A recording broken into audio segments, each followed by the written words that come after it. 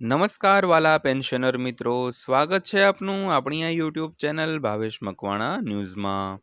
તો બધાને જય શ્રી કૃષ્ણ, જય માતાજી, હર હર મહાદેવ।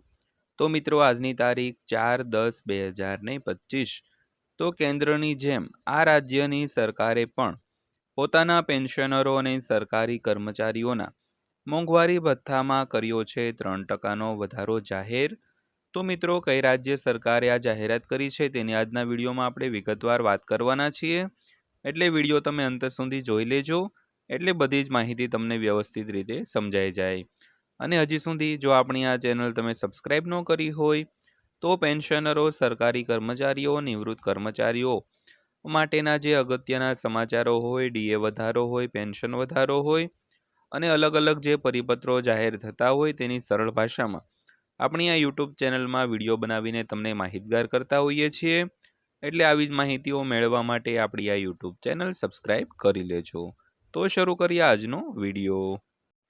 તો વાત કરીએ તો દિવાળી અને છઠના તહેવારોની મોસમ પહેલા એક ભેટ તરીકે બિહાર કેબિનેટે શુક્રવારે એટલે કે ગઈકાલે તેમના સરકારી કર્મચારીઓ અને પેન્શનરો તેમજ કુટુંબ પેન્શનરો માટે મોંઘવારી ભથ્થામાં 3%નો વધારો મંજૂર કર્યો છે। તો મિત્રો, આ વાત હતી બિહાર રાજ્ય સરકારની। તો બિહાર રાજ્ય સરકારે ગઈકાલે એટલે કે શુક્રવારે 3 ઓક્ટોબર 2025ના રોજ દિવાળી અને છઠના જે તહેવારો હોય, કારણ કે બિહાર બાજુ છઠનું વધારે મહત્વ હોય, તો આ તહેવારો દરમિયાન પોતાના સરકારી કર્મચારીઓ, પેન્શનરો અને કુટુંબ પેન્શનરો માટે મોંઘવારી ભથ્થામાં 3%નો વધારો મંજૂર કર્યો છે।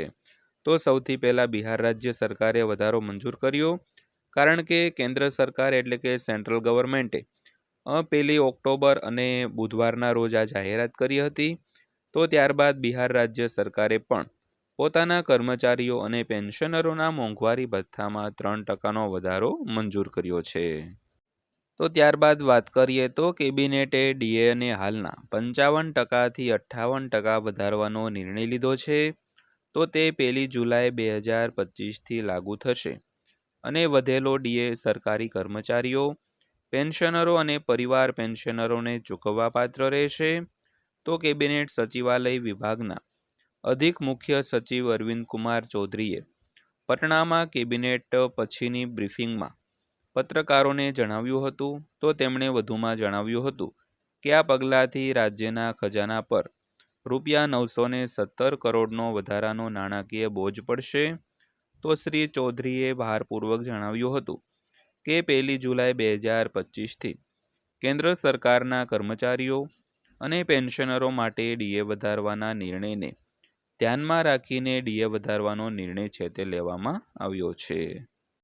તો આ વર્ષે સરકાર ભેટ આપવા માટે તૈયાર હોય તેવું લાગે છે। કેન્દ્રીય કર્મચારીઓના બજેટમાં આવકવેરા લાભો આપ્યા પછી, માર્ચમાં મોંઘવારી ભથ્થામાં ડીએ વધારો જાહેર કર્યા પછી અને સપ્ટેમ્બરમાં જીએસટી સુધારા લાવ્યા પછી હવે દિવાળી પહેલાં ડીએમાં 3%નો વધારો મંજૂર કરવામાં આવ્યો છે। તો કેન્દ્રીય મંત્રીમંડળે કેન્દ્ર સરકારના કર્મચારીઓ માટે મોંઘવારી ભથ્થામાં 3%નો અને પેન્શનરો માટે મોંઘવારી રાહતમાં 3%ના વધારાના કરવાના પ્રસ્તાવને મંજૂરી આપી દીધી છે। તો આ સુધારા સાથે મોંઘવારીનો દર હવે 58% થઈ ગયો છે। તો આ વર્ષે જોઈએ તો સરકારે ઘણી મોટી ભેટો આપી છે। તો કેન્દ્રીય બજેટમાં આવકવેરાના જે લાભો આપ્યા, ત્યારબાદ માર્ચમાં મોંઘવારી ભથ્થામાં જાહેર કર્યો વધારો અને સપ્ટેમ્બરમાં જીએસટીમાં સુધારો કર્યો અને હવે દિવાળી પહેલાં મોંઘવારી ભથ્થામાં 3%નો વધારો મંજૂર કરશે। તો કેન્દ્રીય મંત્રી અશ્વિની વૈષ્ણવે જણાવ્યું હતું કે આ પગલાંથી લગભગ 48 લાખ કેન્દ્ર સરકારના કર્મચારીઓ અને 68 લાખ પેન્શનરોને ફાયદો થશે। તો નવો દર 1 જુલાઈથી અમલમાં આવશે અને આ નિર્ણયનો નાણાકીય પ્રભાવ ₹10,084 કરોડ હોવાનો અંદાજ છે। ત્યારબાદ જોઈએ તો પગાર અને પેન્શન માટે હાઇકનો અર્થ શું છે।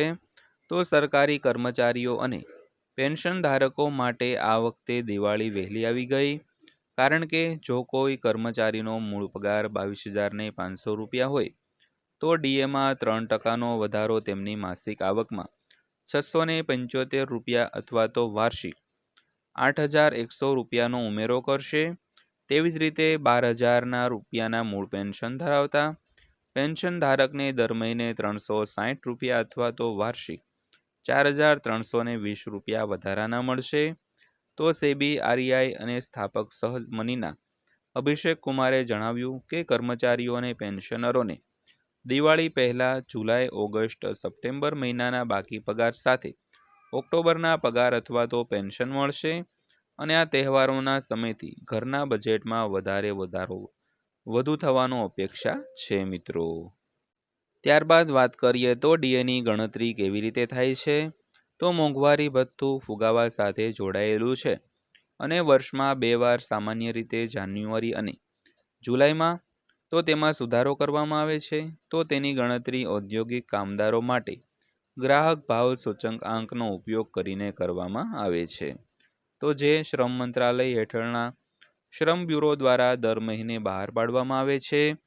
જો કે આ વખતે જાહેરાતમાં વિલંબ થયો હતો. તો central government employees and workers એ ચિંતા પણ વ્યક્ત કરી હતી અને નોંધ્યું હતું કે સામાન્ય રીતે સપ્ટેમ્બરના અંતમાં પગાર વધારાનું એલાન કરવામાં આવે છે અને ઓક્ટોબરની શરૂઆતમાં બાકી રકમ ચૂકવવામાં આવે છે. તો આ 3%નો વધારો 7મા પગાર પંચ હેઠળનો અંતિમ સુધારો હોવાની અપેક્ષા પણ છે. તો 8મું પગાર પંચ જાન્યુઆરી 2026થી અમલમાં આવે તેવી શક્યતા છે મિત્રો. તો જે સરકારી કર્મચારીઓના પગાર અને પેન્શન માળખામાં વધુ ફેરફારો લાવી શકે. તો આ હતી આજની માહિતી પસંદ આવી હોય, વિડીયો સારો લાગ્યો હોય તો વિડીયોને લાઇક કરજો અને આવા જ વિડીયો જોવા માટે આપણી આ ચેનલ સબસ્ક્રાઈબ કરી લેજો. તો ફરીવાર પાછા મળીશું એક નવા વિડીયો સાથે, નવી માહિતી સાથે. ત્યાં સુધી સૌને જય હિન્દ, વંદે માતરમ.